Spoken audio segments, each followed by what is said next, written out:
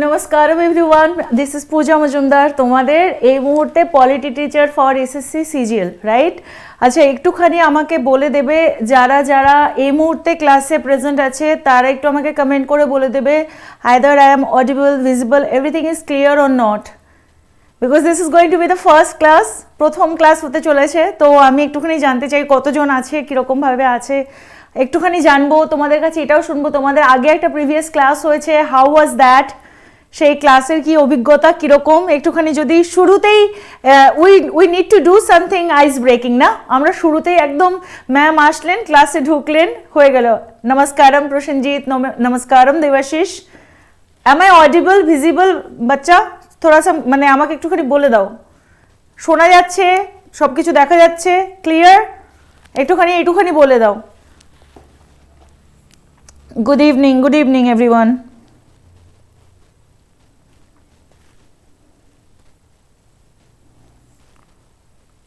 সবটা দেখা যাচ্ছে, শোনা যাচ্ছে, এভরিথিং ইজ ক্লিয়ার। আদিত্যা বলে দিয়েছে এভরিথিং ইজ ক্লিয়ার, পারফেক্ট। তো প্রথমে একটা জিনিস খুব ক্লিয়ারলি বলি, আমরা কি ক্লাস করতে চলেছি, পলিটি। দেখো কালকে আমরা ক্লাসে এটুখানি তো নিশ্চয়ইভাবে জানতে পেরেছিলাম, কালকে আমরা নিশ্চয়ই একটুখানি তো খুব ক্লিয়ারলি জানতে পেরেছিলাম যে আমাদের যে ক্লাসটা হচ্ছে, আমরা যে এসএসসি সিজিএল ব্যাচে ভর্তি হয়েছি, আমাদের কিন্তু টায়ার ওয়ান তো আমাদের মোটামুটি ডিসেম্বরে হবে, আর নেক্সট যে এক্সামিনেশন আসতে চলেছে তাদের জন্য তো তৈরি হচ্ছে। Other than that another thing we have to see যে টায়ার 2 এখানে আমাদের কত মার্কস ছিল, 25 মার্কস আছে ফর দ্য জেনারেল অ্যাওয়ারনেস। আর জেনারেল অ্যাওয়ারনেসে 25 মার্কস মানে এখানটায় সায়েন্সের পোর্শনও আছে, ইভেন এখানে আমাদের জেনারেল স্টাডিজের পোর্শনও রয়েছে, আর তার সঙ্গে সঙ্গে কি রয়েছে, দ্য কারেন্ট অ্যাফেয়ার্স মানে কি জিকে, হ্যাঁ না, এই সমস্ত নিয়ে 25 মার্কস। সো দিস ইজ মানে এখানে this is not so tough game to play.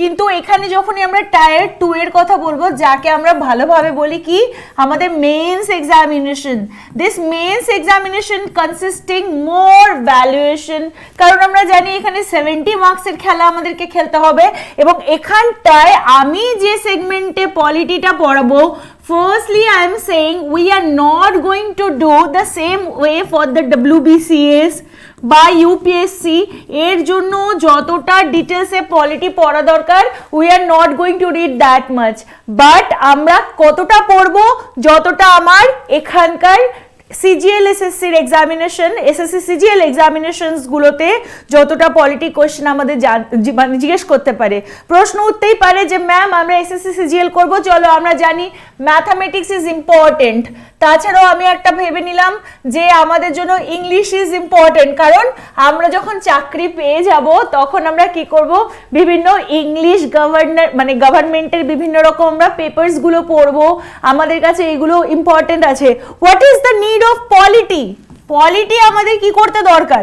চলো তোমাদের আরেকটা কথা I will like to say, একটা ব্যাপার রয়েছে যে আমি তোমাদেরকে পিপিটি দিয়ে পড়াবো না, ঠিক আছে? I am not that person যে পিপিটি দিয়ে পড়ানোটাকে উৎসাহিত করে, চাহে তুমি সিভিল সার্ভিসের জন্য পড়ো বা এসএসসি সিজিএল এর জন্য পড়াই, সবটার জন্য I am not going to use any PPT, because I like to prefer this old school method, যেখানে আমি দেখো ওই জন্য বোর্ডও বানিয়ে নিয়েছি, অন্যান্য ছবি থেকে আমার বোর্ডটাই পছন্দ, so that I can make notes out of the topic and you can write it down, ঠিক আছে? তোমরা যাতে সঠিকভাবে, তুমি এই মুহূর্তে যারা যারা স্ক্রিনের সামনে বসে আছো, যারা ক্লাস দেখছো, সামনে একটা খাতা পেন নিয়ে রাখো, ইটস এনাফ।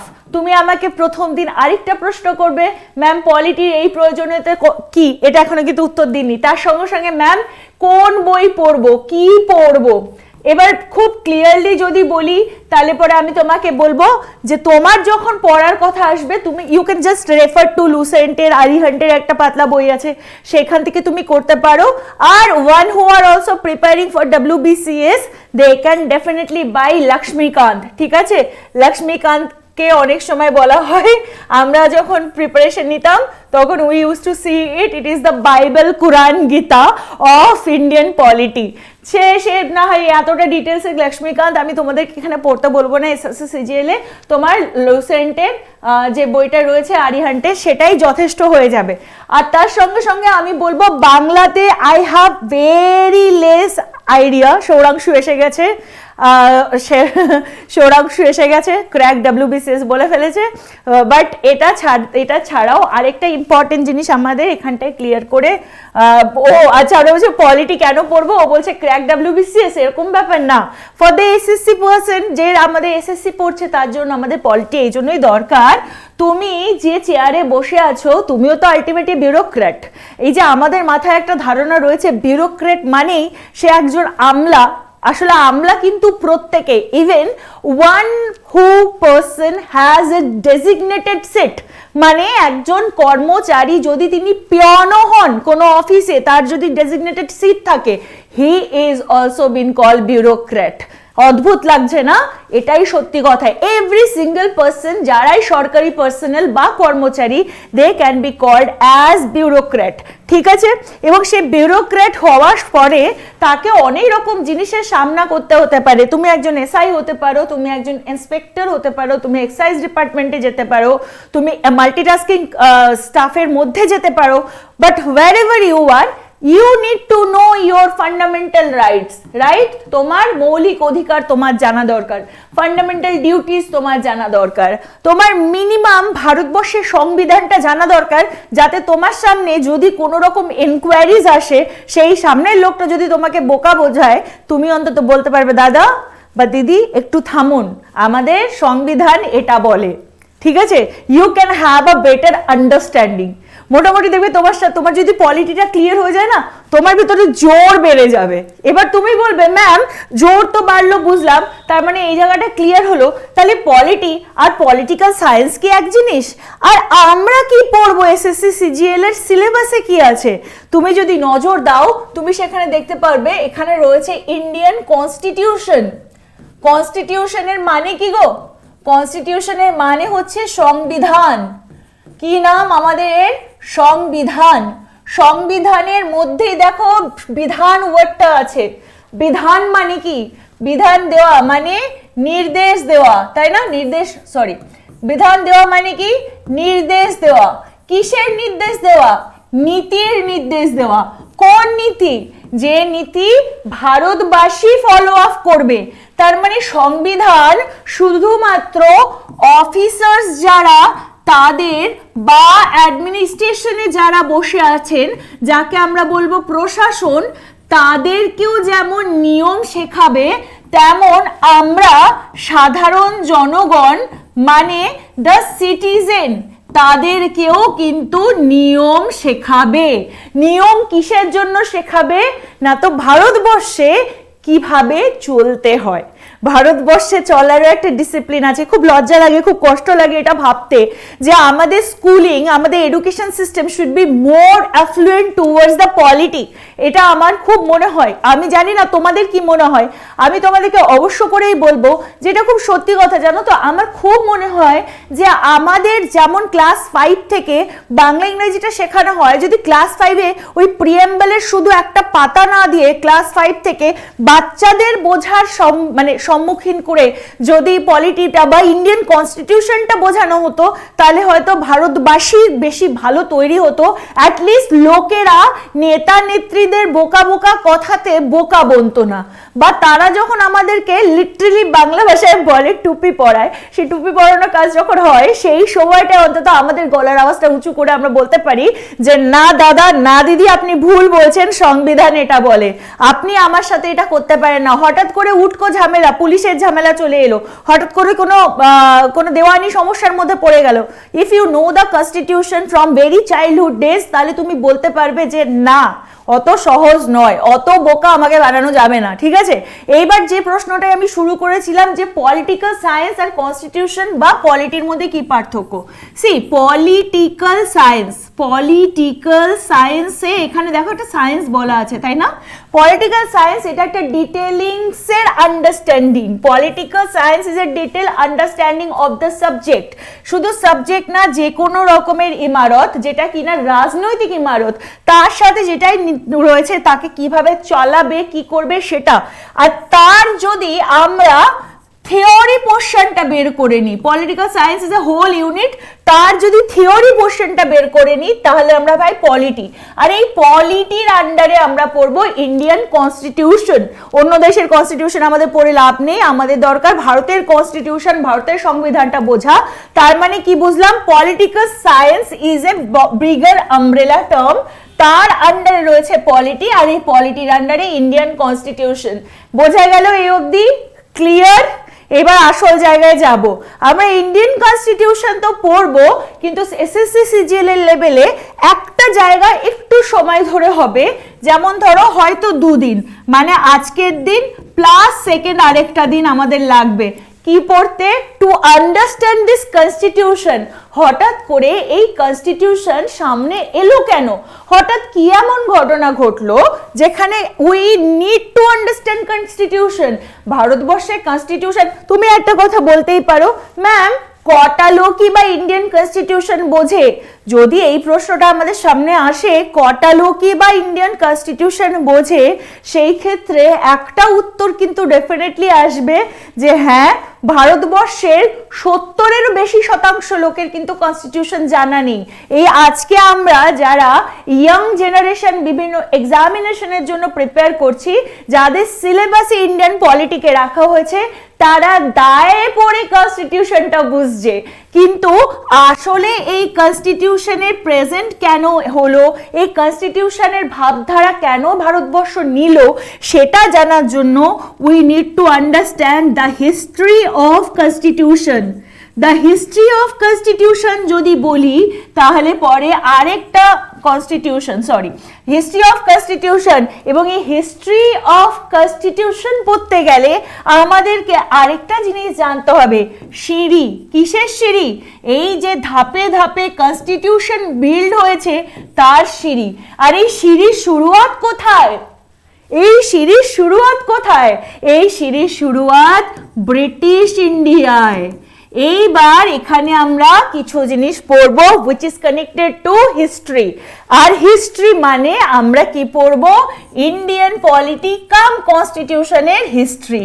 সো এই হিস্ট্রির ক্লাস থাকবে আমাদের নেক্সট 2 days। আজকে হলো তার first class. Is it clear to you? If anyone has any question, এখনো অবধি যা যা পড়ালাম বোঝালাম, এর মধ্যে যদি কোনো প্রশ্ন থাকে শুট। ঠিক আছে, আমি একটুখানি সময় নিচ্ছি, please let me know if you have any queries, any question.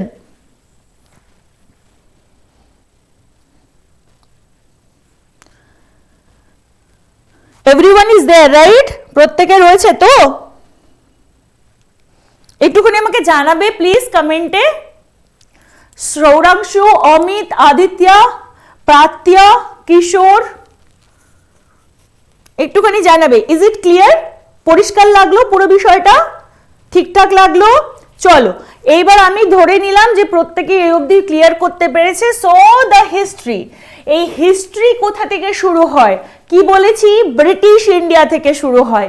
এবং British Indian no any query ma'am, Akhilesh বলে দিয়েছে। Thank you so much. ঠিক দেবাশিস, এইবার হিস্ট্রি হচ্ছে এটা যে এটা শুরু কোথা থেকে হয়? শুরু কোথা থেকে হয় না তো ব্রিটিশ ইন্ডিয়া থেকে হয়। British India, now the story began. British India বলতে গেলে পরে আমরা ইন্ডিয়ার টাইমটা আমরা সবাই জানি না কত বছরের ভারতবর্ষে ব্রিটিশ শাসন চলেছে। এভরিওয়ান চোখ বন্ধ করে বলবে ম্যাম আপনি জানেন না 200 বছর। ডেফিনেটলি, বাট এই 200 বছরেও কিন্তু ডিভিশন ওয়াজ ডিফারেন্ট। সেটা কি না তো আমরা যদি দেখি তাহলে British India was divided in 2 portion. British Bharat দুটো ভাগে ভাগ ছিল। প্রথম ভাগটা হচ্ছে কোম্পানি রুল। কোন company? British East India company rule. এবং এই রুলটা চলে 1773 থেকে লিখিতভাবে, শেষ হয় কবে 1853 লিখিতভাবে। এবং নেক্সট যেটা চলে তাকে বলা হতো কি না, তো কোম্পানি ডাইরেক্টলি কার আন্ডারে কাজ করত? কোম্পানি ডাইরেক্টলি কাজ করত ব্রিটিশ রাজার হাতে, তাই না? Buckingham palace, everyone knows that, right? British রাজার হাতে। সেখানে কি চলতো গো? মোনার্কি। এবং বিষয়টা সবটা দেখা হতো কি দ্বারা? ব্রিটিশ পার্লামেন্টের দ্বারা, মানে ব্রিটিশ সভাসদের দ্বারা। এবং এই মোনার্কির যে দেখাশোনা করা, সেই মোনার্কি কি পড়তো মাথায়? ক্রাউন, তাই না? The crown. So it is been called the rule of crown. তো এইটা হচ্ছে ছিল ক্রাউন রুল। কবে থেকে শুরু হয়? 1857-তে সিপাহী বিদ্রোহ শেষ হয়, তারপরে 1858 সাল থেকে অফিসিয়ালি ক্রাউন রুল ইন্ডিয়াতে প্রতিষ্ঠিত হয়, চলে 1947 অবধি। এবং তারপরে 15 আগস্টের পর ভারতবর্ষ স্বাধীনতা লাভ করে। তার মানে কি 1947-এর স্বাধীনতা যখন পেল, তখন তার ঠিক আগে, এক বছর আগে 1946 সালে ভারতবর্ষে একটি কনস্টিটিউয়েন্ট অ্যাসেম্বলি তৈরি হয়। এবং এই অ্যাসেম্বলিতে ভাইস প্রেসিডেন্ট ছিলেন কে না, তো জওহরলাল নেহেরু। এবং এইখানে যে কনস্টিটিউয়েন্ট অ্যাসেম্বলি হয় 1950-এ গিয়ে 26শে জানুয়ারির দিন সেই কনস্টিটিউশন আমাদের ভারতবর্ষে ইনঅ্যাক্ট করে, অ্যাডপ্ট করে, যে আমরা ভারতবাসী কনস্টিটিউশনকে মেনে নিই। ভারতবর্ষের তরফ থেকে যে বিধান আমাদের ওপর দেওয়া হচ্ছে সেটাকে আমরা মেনে নিই। কিন্তু এই জায়গাটায় আসার আগের এই হিস্ট্রিটা থেকে, এই হিস্ট্রি এবং এই জায়গাটা মানে কোম্পানি রুল এবং ক্রাউন রুল, সেটাই যদি আমরা না বুঝি, মানে এই যদি আমাদের সিঁড়ি হয় আর তুমি বাড়ির ছাদে উঠতে চাও, ঠিক আছে, ছাদে ভীষণ সুন্দর সিনারি দেখা যায়, তোমার বাড়ি থেকে ছাদে থেকে খুব সুন্দর, এখানে উপর দূরে গাছপালা দেখা যায়, উপরে আকাশে পাখি উঠতে দেখা যায়। বাট তুমি এই জায়গাটায় যখন দাঁড়িয়ে রয়েছো তোমার বাড়ির ছাদে ওঠার আগে, তুমি কি এক্সপেক্ট করতে পারো এগুলো তুমি দেখতে পারবে? তুমি এই সিঁড়ি থেকে এই সিঁড়িতে ওঠা এক্সপেক্ট করতে পারো, কিন্তু তুমি এই সিঁড়ি থেকে লাফ মেরে এখানে গিয়ে হঠাৎ করে সিনারি দেখবে, সম্ভব না তো। So the same goes here, this scenery is this, আর তোমার সিঁড়ির ধাপ কোনটা? এটা, ঠিক? এইবার আমরা শুরু করব কোম্পানি রুল থেকে। Now what is called company rule? Company rule কি? কোম্পানি যে রুল করছে তাকেই বলে company rule. Why it is only East India Company's rule? দেখো, কোম্পানির ক্ষেত্রে একটা খুব ইম্পর্টেন্ট জিনিস আমাদের মাথায় রাখতে হবে, যখন কোম্পানি রুল করে তার আগের হিস্ট্রিটাও যদি আমরা একটু মনে করি, আমাদের কি হয়েছে 1757, সেই সময় কি হয়ে গেছে 1757-তে অলরেডি পলাশির যুদ্ধ হয়ে গেছে, আর মোটামুটি সিরাজকে হারিয়ে ঠারিয়ে দিয়ে লাস্টে বক্সারের যুদ্ধর পরে রীতিমতো এলাহাবাদ সন্ধি হলো। এবং কি হলো? পুরো ব্রিটিশ প্যারামাউন্সি কামস ইন ইন্ডিয়া। কোথা থেকে শুরু হলো? বেঙ্গল থেকে শুরু হলো। আর বেঙ্গলি মোটামুটি ওদের পছন্দের এমন জায়গা হলো, বেঙ্গলি ওদের স্টোরির মেন লাইমলাইটে চলে এলো। ক্লিয়ার এই অবধি? সো এই বিষয়টার মধ্যে একটা ঘটনা ঘটে। কি ঘটনা ঘটে? বেসিক্যালি এই ব্রিটিশার্সরা, এই কোম্পানি কি করতো আগে আমাকে এটা বলো, এই কোম্পানি করতোটা কি? কোম্পানির কাজ কি ছিল? দে ওয়্যার, এই দেখো প্রীতম হঠাৎ করে মাঝখানে এলো, এসে বলল ma'am please provide Rakesh sir VOD class PDF. So একটা, আচ্ছা শোনো একটা কথা, এরকম যদি তুমি হঠাৎ করে মাঝখানে বলে ফেলো তাহলে পরে আমার ফ্লোটা ভেঙে যাবে তো না? আমার ফ্লো ভেঙে গেলে তোমাদেরও পড়ার ফ্লোটা ভেঙে যাবে। Definitely I will talk about it. Rakesh স্যারের অ্যাডভান্স ভিডিও আর arithmetic portion, both the video is available with the SSC CGL free of cost, ঠিক আছে? পিডিএফ এর ব্যাপারটা সেটা আমি দেখে নেব। হ্যাঁ সৌরাংশু, সো গুড, থ্যাংক ইউ সৌরাংশু আমাকে পুনরায় রাস্তায় ফিরিয়ে আনার জন্য। Business, this is business. What business? এটাকে কি বলে না, তো trading.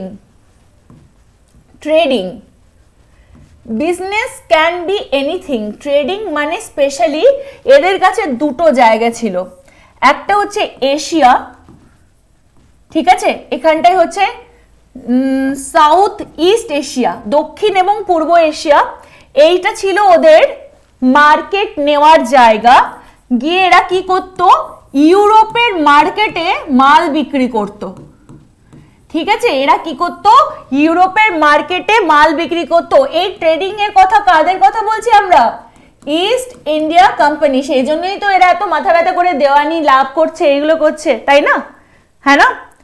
It's okay Pritam, it's okay, it's okay. তো এখানটায় দেখো ইস্ট ইন্ডিয়া কোম্পানি কি করছে, এখান থেকে ট্রেডিং করছে। ট্রেডিং কোথায় করছে, এশিয়ার মার্কেট।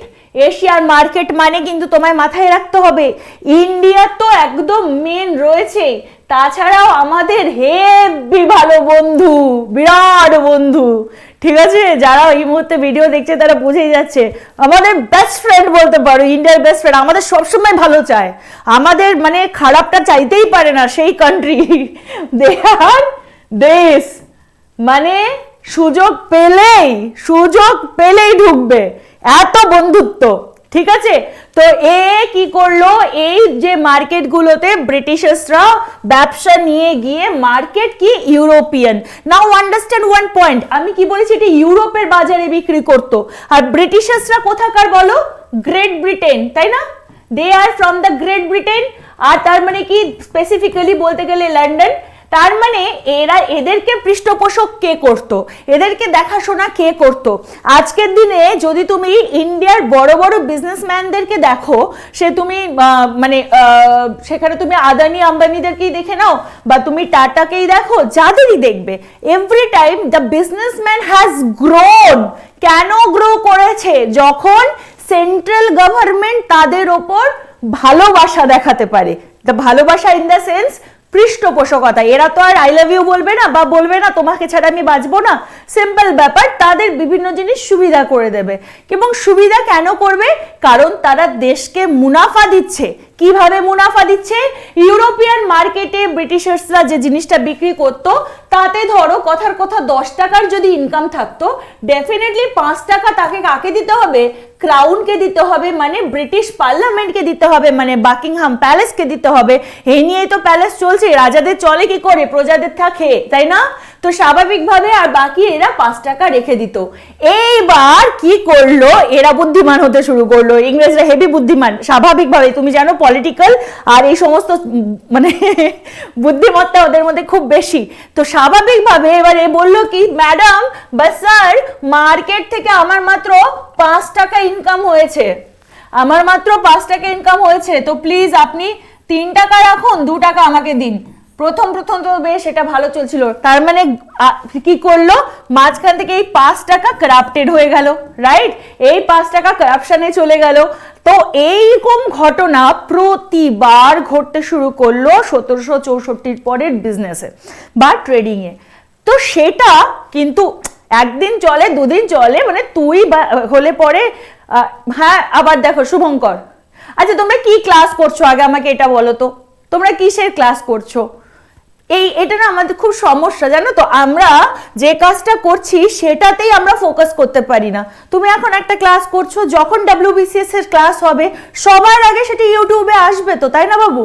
আসবে কি আসবে না বলো? সেখানে দেখো একটা ইন্টেন্স জায়গা তোমাদেরকে পড়াচ্ছি, তুমি মাঝখান থেকে বলছো।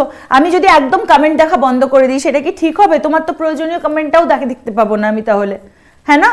একটুখানি বুঝতে হবে বাবু। আর আমরা বড় হয়ে গেছি, আমরা অ্যাসপিরেন্টস, সবাই সরকারি চাকরি করতে চলেছি, আমাদের এই ম্যাচুরিটিটা তো থাকতেই হবে, তাই না বাবা? হ্যাঁ না? ঠিক আছে, চলো এইবার WBCS এর ক্লাস সবাইকে বলছি, জবে শুরু হবার, রাকেশ স্যারের ভিডিওর সঙ্গে PDF দেওয়া, এগুলো সব হয়ে যাবে। সময় মতো একটু আমাদের সঙ্গে থাকো, ক্যারিয়ার হুইলের সাথে থাকো। অলরেডি ক্যারিয়ার হুইলের এই SSC CGL এর previous batch has faced so many technical issues, ঠিক আছে, অনেক প্রবলেমস এর মধ্যে দিয়ে তারপরে এখন ক্লাস শেষ হচ্ছে। সেখানে যদি আমাদের এই ক্লাসগুলো এরকম হয়, সেটা তো প্রবলেমের। আমি এই জন্য চেষ্টা করছি যে GS এর ক্লাসগুলো, যে তোমাদের বেসিক ক্লাসগুলো, সেগুলো কভার হয়ে যাক, যাতে ম্যাথের টাইমটা তোমরা বেশি পাও, রিজনিং ইংলিশের টাইমটা বেশি পাও, সেই চেষ্টাটা আমি করছি। শুধু আমাকে এইটুখানি বলো, তোমরা প্রত্যেকে এই অবধি যা বোঝালাম যে এরা করাপশন করতে শুরু করলো, তো এই অবধি বুঝতে পেরেছো নিশ্চয়ই সবাই? তো করাপশন যখন শুরু করে দিল, তখন এটাও বুঝতে হবে যে তুই যদি ভাই হোস, আমি তোর বড় ভাই, তুই যদি ছেলে হোস, আমি তোর বাবা। স্বাভাবিকভাবে ক্রাউন বাবাই হবে, পুরো ব্রিটিশার্সদের কাছ থেকে যখন নিচ্ছে ও তো সবার ওপরে ওর বুদ্ধি চলবেই, আর সেই বুদ্ধি কিন্তু ওরা লাগালো। ওরা বুঝতে পারলো কোম্পানিকে হাতে নিতে হবে। কোম্পানির যে অফিসিয়ালসরা তাদের কাছ থেকে এই কারাপশন বন্ধ করার উদ্দেশ্যে তারা কি করলো, হাতে করে তারা অ্যাক্টস নিয়ে আসলো। কি নিয়ে আসলো? অ্যাক্ট। অ্যাক্ট মানে কি গো? অ্যাক্টের মানে হলো আইন, ঠিক আছে, আইন। এবং এই আইন বিধিবদ্ধ করে নেওয়া হলো, আর তাই জন্য তাদেরকে কি করা হবে না, তো রেগুলেট করা হবে, যাতে কিনা তারা কোনো রকম কারাপশন করতে পারে না। তারা যদি কারাপশন না করতে পারে না, তাই জন্য তাদেরকে কি করতে হবে, রেগুলেট করতে হবে, মানে তাদেরকে থামাতে হবে। তাই জন্য নিয়ে আসা হলো রেগুলেটিং অ্যাক্ট। এবং কত সালে এলো এটা? 1773 সালে। ক্লিয়ার? এই অবধি ক্লিয়ার সবার? এই রেগুলেটিং অ্যাক্ট। এবার তুমি আমাকে জিজ্ঞেস করবে ম্যাম কনস্টিটিউশনের সাথে কিরকম এর সম্পর্ক? ডেফিনেটলি কনস্টিটিউশনের সাথে সম্পর্ক, কারণ এই যে লিখিত আইন আসলো, আজকের দিনে আমরা কনস্টিটিউশনের যে আর্টিকেলগুলো পাই সেই আর্টিকেলগুলো কি গো? আর কিছুই নয়, সেইগুলো তো আইন, সেইগুলোই বিধিবদ্ধ আইন। সেই আইনের ওপর ডিপেন্ড করে আইপিসি তৈরি হয়। ইন্ডিয়ান পেনাল কোডকে রচনা করার জন্য তাদের মাথায় রাখতে হয় এটা কনস্টিটিউশনে দেওয়া আছে, তাহলে পরে আমাদের এই রুলসটা বের করতে হবে, ঠিক আছে? পেনাল কোড জুডিশিয়ারি করে, আর আমাদের আর্টিকেল লেজিসলেশন করে। লেজিসলেশন মানে কি? যারা ল তৈরি করে। কারা ল তৈরি করে? তোমার ভোটে দেওয়া এমএলএ এমপিরা, ঠিক আছে? এইবার এখানে আমি বললাম কি না, তো রেগুলেটিং অ্যাক্ট শুরু হলো 1773-তে।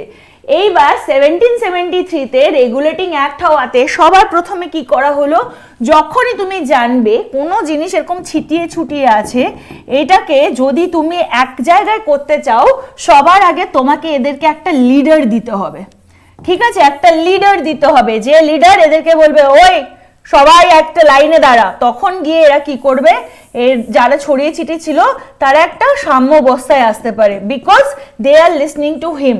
তার মধ্যে পাওয়ার থাকবে না। ঠিক সেম এরকম এখানে একটা লিডারকে রাখা হলো। সেই লিডারের নাম কি? সেই লিডার অ্যাকচুয়ালি তার নাম করা হলো গভর্নর জেনারেল অফ বেঙ্গল, ঠিক আছে? বেঙ্গলের গভর্নর জেনারেল। কে প্রথম এই গভর্নর জেনারেল হলেন? প্রথম এই গভর্নর জেনারেল ছিলেন কে না, তো হেস্টিংস ছিলেন। এবং তিনি এই যে লিডারশিপ তো একা সামলানো যায় না, একটু ভালোভাবে সামলানোর থ্রুতে এখানে আরো 4 জন মেম্বারকে রাখা হলো। কি করা হলো? আরো 4 জন মেম্বারকে রাখা হলো। তাহলে হেস্টিং প্লাস এই 4 জন মেম্বারের কি নাম দেওয়া হলো? এটা একটা কাউন্সিল তৈরি করা হলো। তো so they are been call executive council, ঠিক আছে? আর একটা জিনিস কি, গভর্নর জেনারেল অফ বেঙ্গল কেন বলা হলো? কারণ আরো ব্রিটিশার্সদের আরো 2টো জায়গা যেখানে ওরা মোটামুটি ঠিকঠাক করে জায়গা গড়ে তুলেছিল, একটা বম্বে, একটা মাদ্রাজ, এদের দুজনকে এর আন্ডারে রাখা হলো, ঠিক আছে? এবং এদের দুজনকে আন্ডারে রাখা মানে কি, এবার এদের এখানে কোনো করাপশন ঘটলে, এদের এখানে কোনো সমস্যা ঘটলে সেটা কোথায় যাবে? একটা কোর্ট দরকার। তো সেই চিন্তা করে সুপ্রিম কোর্ট তৈরি করা হলো 1774 সালে। জায়গা কোথায়? কলকাতা। আর এইটাই অ্যাকচুয়ালি কাউন্সিল বসবে কোথায় না, তো ফোর্ট উইলিয়ামে, ঠিক আছে? এই ফোর্ট উইলিয়ামে বসবে। প্রথমে যে ফোর্ট উইলিয়াম ছিল সেটা তো সিরাজের সময় মানে ঝামেলার সময় শেষই হয়ে গেছে। এইবার যে ফোর্ট উইলিয়াম তৈরি হলো সেখানে কলকাতাতে সুপ্রিম কোর্টেরও প্রেজেন্ট এলো। এবং একটা ভালো ইম্পর্টেন্ট জিনিস এখানে মনে রাখবে, this supreme court is not আজকের সুপ্রিম কোর্ট, ঠিক আছে? এই সুপ্রিম কোর্ট আজকের সুপ্রিম কোর্ট কিন্তু নয়, আজকের সুপ্রিম কোর্ট নয়। এই সুপ্রিম কোর্টটা সেই সময় তৈরি করা হলো, নাম দেওয়া হলো সুপ্রিম কোর্ট, কারণ এটা যে সিটিং অ্যারেঞ্জমেন্ট সেটা তৈরি করা হলো বেঙ্গলে বা কলকাতায়, আর বম্বে আর মাদ্রাজ কলকাতার আন্ডারে গিয়ে বসলো, ঠিক আছে? আর এর সাথে সাথে সমস্ত কাজ কি করবে এরা, সমস্ত যে কোম্পানির অফিসিয়ালস তা চাহে সে বম্বেতে বসে আছে, মাদ্রাসে বসে আছে, বেঙ্গলে বসে আছে, যেই হোক এই কাউন্সিলের কাজ হবে কি তারা মোটামুটি দেখভাল করবে এবং এখানকার যে কোম্পানি যে সমস্ত অফিসিয়ালস, এই অফিসিয়ালসের সমস্ত কার্যকারণকে এরা কি করবে, রেগুলেট করবে, তাই না, রেগুলেটিং অ্যাক্ট। আর এর সাথে সাথে আরেকটা ইম্পর্টেন্ট জিনিস তারা দেখবে যে এই রেগুলেশন ছাড়াও আরেকটা খুব জরুরি জিনিস, যেহেতু সুপ্রিম কোর্ট তৈরি হয়ে গেছে, তো তাহলে সুপ্রিম কোর্টে লয়ার্স চাই, তাই তো, ডাইরেকশন করার জিনিস চাই। তখন তার লয়ার্স ছিলেন না, কি করবেন না, তো ডাইরেক্ট করবেন বা ডিরেক্টিং করবেন, তাই জন্য কোর্ট অফ ডাইরেক্টর তৈরি করা হলো। এরা কি করবে, ডাইরেকশন দেবে। কাদের ডাইরেকশন দেবে, সুপ্রিম কোর্টে যে কেসগুলো আসবে সেই কেসের ডাইরেকশন দেবেন এবং এরা রিপোর্ট লিখবেন। এরা রিপোর্ট লিখবেন, কিসের রিপোর্ট লিখবেন, কি কি রিপোর্ট হতে পারে, রেভিনিউ মানে সব কোম্পানি কি রেভিনিউ উৎপাদন করছে, কতটা টাকা পাচ্ছে তার উপর, সিভিল মানে সাধারণ মানুষ সংলগ্ন কাজের জন্য, আর তার সাথে মিলিটারি অ্যাফেয়ার্স, এই সমস্তগুলো কে কে দেখবে, রিপোর্ট তৈরি করবে সিভিলের ওপর, মিলিটারির ওপর আর রেভিনিউ কে করবে, বোর্ড অফ ডিরেক্টর করবে, ঠিক আছে, কোর্ট অফ ডিরেক্টর করবে, ঠিক আছে, কোর্ট অফ ডিরেক্টর তারা করবে, কোর্টের ডিরেক্টর তো, তাই জন্য কোর্ট অফ ডিরেক্টর কোন কোর্ট, সুপ্রিম কোর্ট। ক্লিয়ার? এই হলো আমাদের 1773। এই অবধি কোনো প্রশ্ন, কারোর কোনো প্রশ্ন একটুখানি আমাকে বলবে প্লিজ, কারো যদি কোনো প্রশ্ন থাকে please let me no.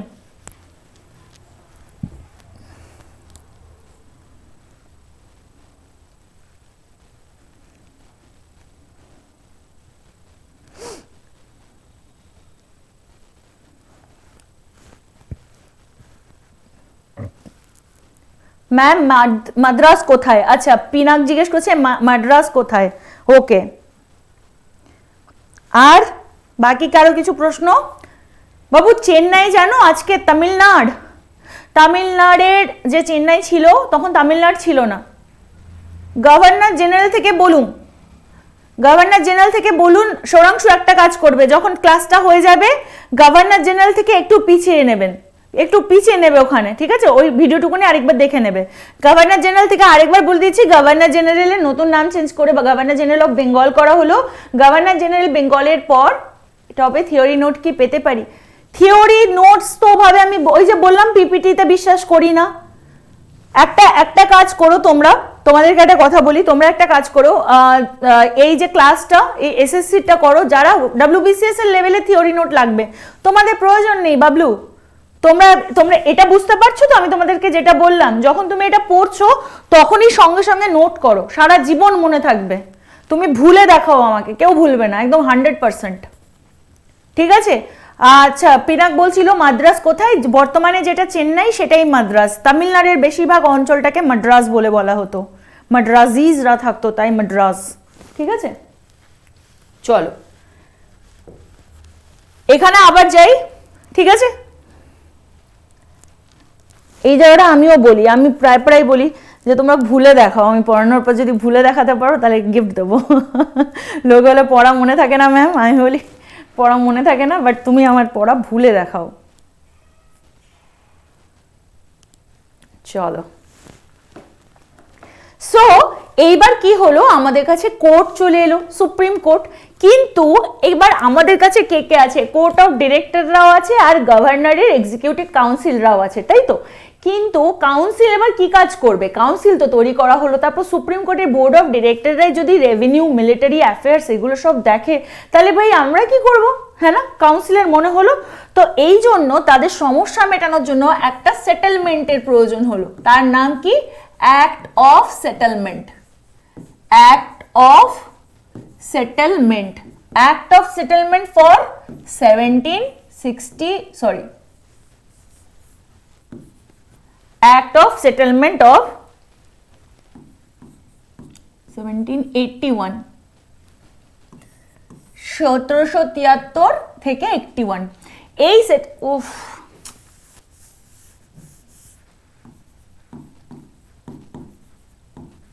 I think এবার ক্লিয়ার, রাইট। 1781, ঠিক আছে। এই সেটেলমেন্টে কি করা হলো, সব থেকে ইম্পর্টেন্ট বললো যে সুপ্রিম কোর্টের আওতায় কাকে কাকে রাখা যাবে সেটা ক্লিয়ারেন্স দেওয়া হলো। সুপ্রিম কোর্টের আওতায় কাকে কাকে রাখা হবে, কাকে কাকে বার করা হবে সেটা ক্লিয়ারেন্স করা হলো। তাহলে এই সুপ্রিম কোর্টের আওতা থেকে এক্সেম্পটেড কাদের করা হলো, এক্সেম্পটেড কাদের করা হলো, কোম্পানির মানে কোম্পানির বলবো, গভর্নমেন্টের তো বলবো না, কোম্পানির অফিসিয়ালসদের, কোম্পানির অন্যান্য মেম্বাররা করবে, অফিসিয়ালসরা, মানে বুঝতে পারছো?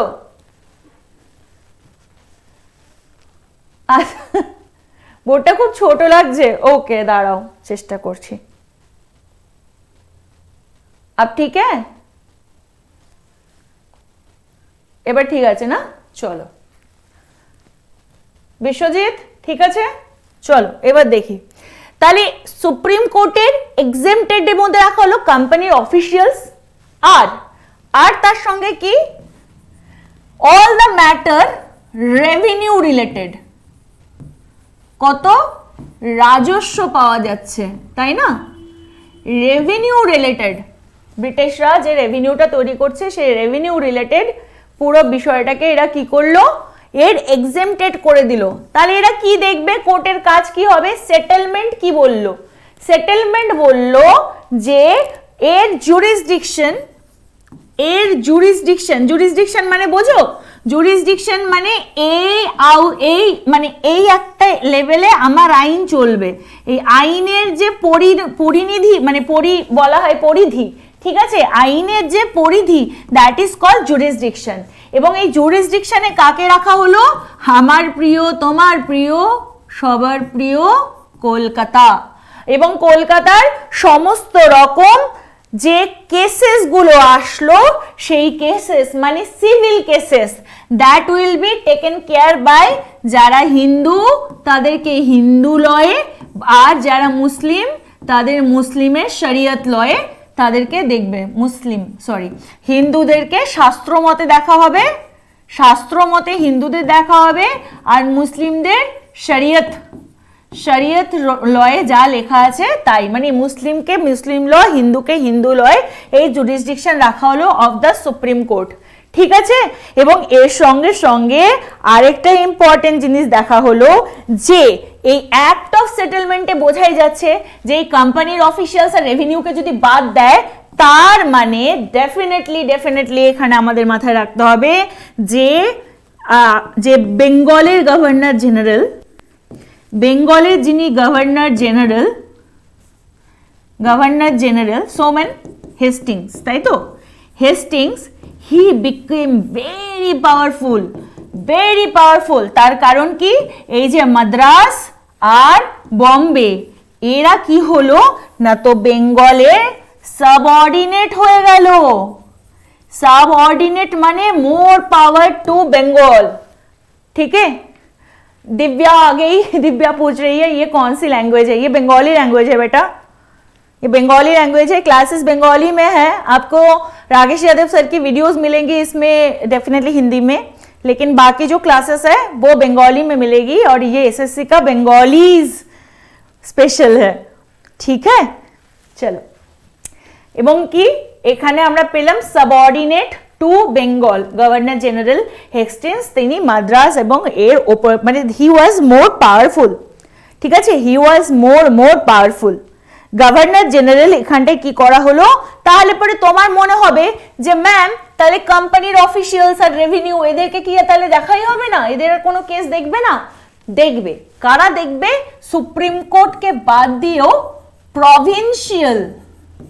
প্রভিন্সিয়াল কোর্টস তৈরি হলো, ঠিক আছে। এই প্রভিন্সিয়াল কোর্টসে বম্বে, মাদ্রাজ বা কলকাতার অফিসিয়ালসদের সবার এখানে ব্যবস্থা হবে বলে বলা হলো, that was the provincial court, ঠিক আছে। So ultimately Hastings was empowered by this act of settlement, correct. এইবার এই ঘটনাটা ঘটার পর ওই যে আবার বলছে, ওরা তো ব্যবস্থা করে নিল, বেশিরভাগ লোকই ফাঁকিবাজি করতে শুরু করলো।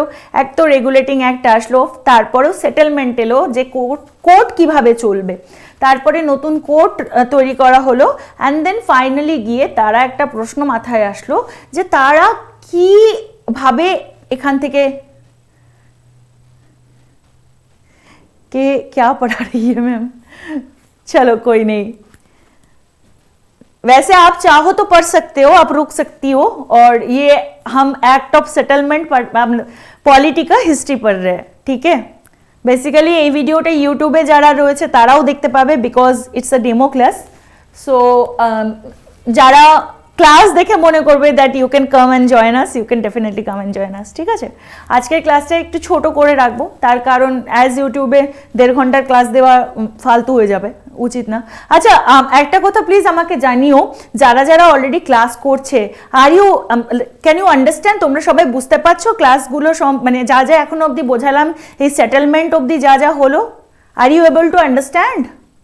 Please let me know, because your comment will make me assured, because I cannot see you, right? তোমরা আমাকে দেখতে পাচ্ছ, but I cannot see you, হ্যাঁ না? So you have to connect me through the comment, otherwise I would not understand যে তোমরা আমি তোমাদের কতটা বোঝাতে পারছি কি না পারছি। ইউটিউবে যখন থাকছে তখন অনেকে কমেন্ট করছে, তখন হয়ে যাচ্ছে, ঠিক আছে। কিন্তু বাকি যারা তোমরা যদি আমাকে কমেন্ট না করো, I won't understand that how I am make you understand, তাই না? ओके चलो, सो यहां तक कंप्लीट होगा, सॉरी दिव्या, ए অবধি कंप्लीट হয়ে গেল, হ্যাঁ। নাও সেকেন্ড, এইবার আমি কি বললাম না, তো কোম্পানি তো বললো, কোম্পানি তো বুদ্ধি করলো, কোম্পানি করলো না, কোম্পানিকে ব্রিটিশ গভর্নমেন্ট মোটামুটি বুদ্ধি শুদ্ধি দিল যে ভাই আমার টাকা আমার কাছে চাই, হ্যাঁ না। তো ওরা কারাপশন তো করবে। এবার কোম্পানি যে ভেতরে ভেতরে কারাপশন হচ্ছে, কোম্পানি যে ভেতরে ভেতরে বেশি বুদ্ধি লাগাচ্ছে, সেই বুদ্ধি কে ধরতে পারলো? British parliament, correct. British parliament এবার বলল, আমাদের কাছে একটা হেভি লোক আছে, তার নাম, খুব অল্প বয়স, 18 বছর বয়স, ঠিক আছে। তো হিজ নেম ওয়াজ পিট, ঠিক আছে। সেই পিটকে তারা বলল এই ছেলেটির মধ্যে একটা দারুণ ক্ষমতা আছে, এই ছেলেটিকে যদি আমরা ইন্ডিয়াতে পাঠাই অ্যাজ আ রেগুলেটর, তাহলে কিন্তু অনেক সমস্যার সমাধান হবে। পিট কি করলেন? পিট এসে ওনার মাথা বুদ্ধি লাগালেন, উনি বললেন যে এখন যে ঘটনাটা ঘটছে, মানে কোর্ট অফ ডিরেক্টররা আর এক্সিকিউটিভ কাউন্সিল যে কাজটা করছে উইথ দ্য প্রভিন্সিয়াল কোর্ট, সেটা কেমন জগা খিচুড়ি। জগা খিচুড়ি মানে কি? প্রশাসনিক কাজ কোনটা, কোন কাজটা রেভিনিউ এর কাজ, কোনটা ইকোনমিক্স কাজ, কোনটা সোশ্যাল জায়গা দেখছে, এই সমস্ত তো কিছু বোঝা যাচ্ছে না। তো ফার্স্টে আমাদের কি করতে হবে? প্রথমে ডিভিশন করে দিতে হবে ক্লাসের, ক্লাস ফর দ্য এক্স্যাক্টলি পিটসের regulating acts or Pitts India act এলো এই কারণে। পিটস এসে যে অ্যাক্ট দিলেন তার নাম হচ্ছে পিটস ইন্ডিয়া অ্যাক্ট, পিটস ইন্ডিয়া অ্যাক্ট 1784। এবং তিনি যে বুদ্ধি দিলেন সেই বুদ্ধি কি ছিল? ভেরি ইম্পর্টেন্টলি কমার্শিয়াল ফাংশন আর পলিটিক্যাল ফাংশন আলাদা করে দিলেন। উনি বললেন কমার্শিয়াল ফাংশন আলাদা থাকবে আর পলিটিক্যাল ফাংশন আলাদা থাকবে। মানে কি? এরা ট্যাক্স ফ্যাক্স দেখবে, বা যাকে বলা হয় ডাইরেক্টলি ট্রেড রিলেটেড বিষয়গুলো দেখবে, ব্যবসা বাণিজ্য। আর political is thoroughly for the administration আর রেভিনিউ দেখবে, ঠিক আছে। পলিটিক্যাল সেকশন রেভিনিউ অ্যাডমিনিস্ট্রেশন দেখবে, আর কমার্শিয়াল সেকশন এখানে ট্রেড দেখবে।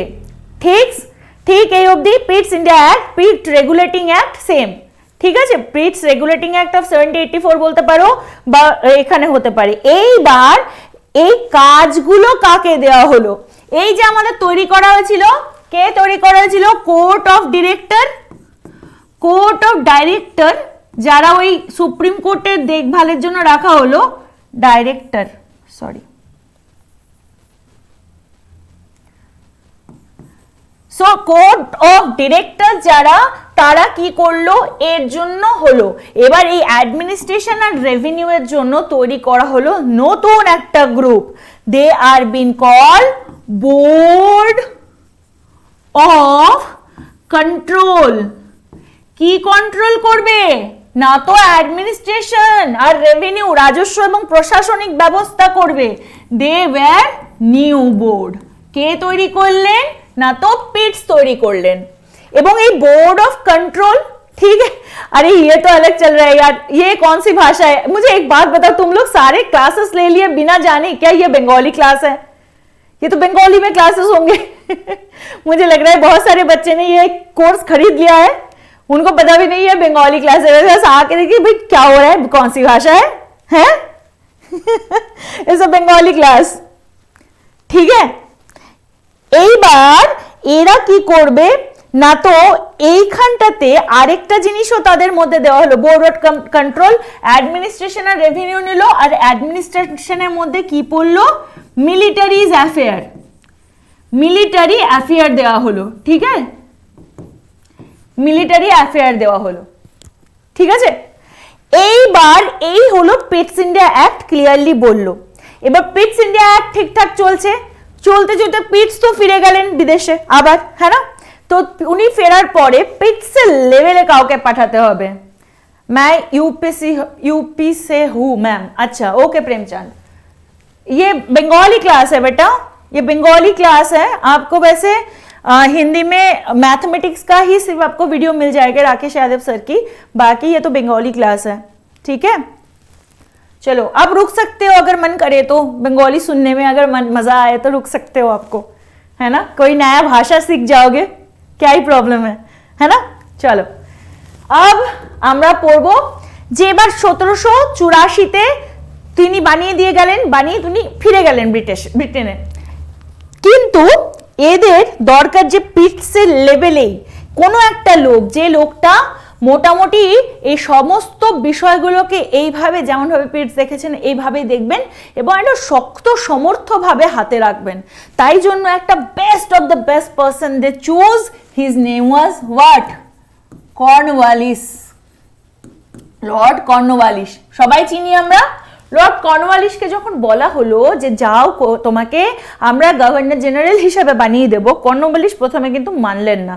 তিনি পরিষ্কারভাবে বললেন আমি এমনি এমনি যাব না, I need a written act.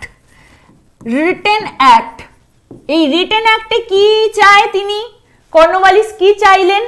Cornwallis বললেন যে আমার কাছে একটা স্পেশাল পাওয়ার দিতে হবে, I need to have a special পাওয়ার, আমার একটা স্পেশাল পাওয়ার থাকবে এবং সেই স্পেশাল পাওয়ারটা কি? So that he can override the council. কোন কাউন্সিল? সেই হেস্টিংসের সময় 1773-এ যে এক্সিকিউটিভ কাউন্সিল তৈরি করা হয়েছিল সেই কাউন্সিলের কথাকে তিনি ওভাররাইড করতে হবে, ঠিক আছে, है ना। আর হ্যাঁ Biswajit, correct, with it is wanted the post of, এর সাথে সাথে বললো এটা তো হচ্ছি, মানে এদেরকে ওভাররাইড তো করবোই, উপরন্তু এই মাত্র তোমাদেরকে এখানে বোঝালাম, সরি তোমাদের এখানে বললাম বোর্ড অফ কন্ট্রোল, মানে এখানে এক্সিকিউটিভ আর এখানে বোর্ড অফ কন্ট্রোল বোথে, এখানে যেমন মিলিটারি অফিসার্স ছিল, উনি বললেন ভাই আমি শুধু এই এক্সিকিউটিভকে ওভাররাইড করতে পারবো with I want to B the commander of chief. তার মানে কি, যিনি এবার গভর্নর জেনারেল অফ বেঙ্গলে মানে নাম নিয়ে আসবেন, তিনি দুটো সেগমেন্টে কাজ করবেন। এক তো তাকে কমান্ডার, সে তো এক তো গভর্নর হচ্ছেন, উপরন্তু এক্সিকিউটিভকে তিনি ওভাররাইড করতে পারেন, মানে he is not now about মানে অ্যাবান্ডেড, বা তিনি bounded by the this council. আর তার সাথে তিনি কমান্ডার, মিলিটারির এক্সিকিউটিভ চিফ হিসেবে তিনি নিজেকে চান, ঠিক আছে, মিলিটারি এর চিফ কমান্ডার, যেমন এখানে বিশ্বজিৎ বলছে, রাইট, ঠিক আছে। নাও এর সঙ্গে আরেকটা জিনিস ঘটনা হলো, ঠিক আছে, এখানে আরেকটা জিনিস ঘটনা হলো যে তিনি বেসিক্যালি এইটা করার মানে কি, কমান্ডার ইন চিফ মানে কি, যে এখানে যে বোর্ড অফ কন্ট্রোলের কথা বলা হলো, যে বোর্ড অফ কন্ট্রোল তারও মোটামুটি হাত তিনিই নিলেন, কে? কর্নওয়ালিস। আর এই সমস্ত কিছুকে তিনি যে অ্যাক্টের মাধ্যমে লিখলেন, that was the Indian act of 1786, that is the act of 1786। 1786 এর সমস্তটাই কর্নওয়ালিস কিছু দাবি দেওয়া করলেন যে তিনি ভারতবর্ষে এই কারণে এসে থাকতে পারেন, এবং সেটাকেই এখানে কনফার্মেশন দেওয়া হলো থ্রু অ্যাক্ট অফ 1786। ঠিক আছে, এই অবধি ক্লিয়ার হয়ে গেছে নিশ্চয়? এইবার আরেকটা জিনিস আমাদেরকে পড়তে হবে, বুঝতে হবে যে 1886 পরে কি সব থেমে গেল? না, আমরা জানি স্টোরি এবার একদম ফুল ফর্মে চলে এসছে, কারেক্ট? এবং এখানটায় এলো প্রথমবার what is been call charter act. It is chartered act of 17, Biswajit বলে ফেলো, 1793। এই চার্টার কথাটার মানে কি? What does mean by charter? Charter থেকে একটা ওয়ার্ড পাচ্ছ এখানে, চার্ট। চার্টের মানে কি? চার্টের মানে লিস্ট। সো কিসের list? List that how to rule or behave. কাদের বিহেভ? A group. আর এখানে আ গ্রুপ। আর এখানে গ্রুপ কে? East India company. সো যে সমস্ত অ্যাক্টকে, ভেরি নাইস রাজলেখ, তো যে সমস্ত অ্যাক্টকে একটি চার্টের মাধ্যমে আইনি বৈধতা দিয়ে প্রেজেন্ট করা হতো তাকে বলা হতো চার্টার্ড অ্যাক্ট। একটা ছোট ট্রিক্স শিখিয়ে দিই তোমাদেরকে, বা অনেক সময় স্টুডেন্টরা কনফিউজ হয়ে যায়, হাউ মেনি চার্টার্ড অ্যাক্ট আর দেয়ার। ঠিক আছে, চার্টার্ড, এটা কিন্তু বাঙালিদের জন্য, ঠিক আছে? এটা এই ট্রিক্সটা অনলি বেঙ্গলি ক্যান ইউজ। চার মানে চার, হ্যাঁ না? চার্টার। তো কটা চার্টার্ড অ্যাক্ট আছে গো? চারটে। প্রথমেরটা কোনটা? 1793। তারপরটা কোনটা? 1813। তারপরটা কোনটা? 1833। আর লাস্ট চার্টার্ড 1853। মনে থাকবে বাবু? মনে থাকবে? হ্যাঁ? Can you imagine, can you remember in that way? সবাই মোটামুটি শিখে গেল কিন্তু এই ধরনের মানে মনে রাখার ব্যবস্থাগুলো সব তোমাদেরকে ইনভেন্ট করতে হবে। দিস অল আর ইনভেন্টেড, নিজের মাথা থেকেই বেরিয়ে যায়, তাই না? পড়তে তোমাদেরকে এভাবে ইনভেন্ট করতে হবে নিজেদের মনে রাখার জন্য, ঠিক আছে? কেপিতে ক্লাস করেছি পলিটি থেকে। কেপিতে কোন কেপির ক্লাস বাবু? আমি কেপিতে তো এখনো ক্লাস নিইনি, তো পলিটির। আমি এসএসসি সিজিএল এর পুরনো ক্লাসগুলো করেছি, ঠিক আছে? চলো এইবার আমার কাছে এলো চার্টার্ড অ্যাক্ট 1793। চার্টার্ড অ্যাক্টে কি করা হলো? কিছুই না, কর্নওয়ালিস যেগুলো বলেছিলেন সেটাকে এক্সটেন্ডেড রাখা হলো টু অল। আপকামিং যারা এই গভর্নর জেনারেল হয়ে আসবে তাতে, ম্যাম আগের কোর্সটা হচ্ছে তো দ্যাট ইজ এসএসসি জেনারেল, এসএসসির আগেরটা। কেপি তো আলাদা, ঠিক আছে? এবং এখানটায় গভর্নর জেনারেল আরো বেশি পাওয়ারফুল করে দেওয়া হলো। স্বাভাবিকভাবেই এই কর্নওয়ালিস যা চেয়েছিলেন সেটাই যখন ইন্ডিয়াতে কন্টিনিউ করলো, তার মানে সেটা তো আরো বেশি পাওয়ারফুল করে দিল। কাকে পাওয়ারফুল করে দিল? না গভর্নর জেনারেলকে, বিকজ হ্যাঁ I got it, existing batch, বুঝেছি, ঠিক আছে? এবং সেইখানটাতে আচ্ছা তুমি দুটো ব্যাচেই আছো বিশ্বজিৎ, তুমি পুরোনো ব্যাচেও নিয়েছিলে আবার এটাতেও রয়েছো, গুড, ঠিক আছে, ওকে। আর এর সঙ্গে আরেকটা জিনিস করা হলো যে মনোপলি মানে কি গো? একক ভাবে যে করতে পারে। কথাটার মানে কি? ওয়ান। যে একমাত্র মনোপলি কাদের? British British East India company, East India কোম্পানির মনোপলি আগামী 20 বছরের জন্য দেওয়া হলো। ঠিক আছে, যে ভারতবর্ষে এরা 20 বছর কাজ করতে পারবে। ঠিক আছে, এবং এর মধ্যে আরেকটা জিনিস, ট্রেডিং করতে পারবে। ঠিক আছে, ইংলিশদের ট্রেডিং আরো 20 বছর বাড়িয়ে দেওয়া হলো এই চার্টার্ড অ্যাক্টের মাধ্যমে। আর আরেকটা ইম্পর্টেন্ট, কমান্ডার ইন চিফ, মানে যে কমান্ডার ইন চিফ যিনি, মানে তাকে সে অন্য কেউ হতে পারবে কিনা সেটা ডিপেন্ডেন্ট করছে তিনি যদি গভর্নর জেনারেল না হন তাহলে কমান্ডার ইন চিফ এক্সিকিউটিভ কাউন্সিলের মধ্যে থেকে কেউ হবে না, এটা বলা হলো। ঠিক আছে, একাধিকার। Ma'am I am not getting your language Bengali, Vijay is also not Bengali language में क्या करे बेटा, क्लास तो बंगाली है। अब क्लास बंगाली है, मैं तो हिंदी में पढ़ा भी नहीं सकती अभी, है ना। हिंदी के लिए तो बाकी क्लासेस है, अगर चाहते हो तो देन मुझे बात करनी होगी, फिर मुझे बंगाली क्लास, हिंदी क्लासेस में मुझे ऐड ऑन करना होगा। Anyway I will make a course for you. ठीक है, जीएस के लिए मैं पॉलिटी का एक कोर्स बना दूंगी so that people can come and understand polity in Hindi. ठीक है, वो ट्राई मैं कर लूंगी, लेकिन अभी ये बंगाली क्लास है, हैं। चलो, सो এটাও হয়ে গেল যে ব্রিটিশের ইস্ট ইন্ডিয়া কোম্পানির ইনি যদি এক্সিকিউটিভের অন্য কোনো সদস্য হন তিনি গভর্নর জেনারেল হতে পারবেন না, এক্সেপ্ট যিনি অলরেডি তিনি কমান্ডার চিফ হতে পারবেন না এক্সেপ্ট তিনি যদি গভর্নর জেনারেল হয়ে থাকেন। আর তার সাথে সাথে একটা বড় মুশকিল তৈরি করে দিল, বলল যে বোর্ড অফ কন্ট্রোল মানে যারা পুরো অ্যাডমিনিস্ট্রেশন রেভিনিউ ডিপার্টমেন্টে রয়েছে সেই বোর্ড অফ কন্ট্রোলের যে পেমেন্ট মানে স্যালারি, তারা বলল তোমরা ইন্ডিয়া থেকে যে রেভিনিউ পাও তার সাথে তোমরা এখান থেকে টাকা জোগাড় করে নাও।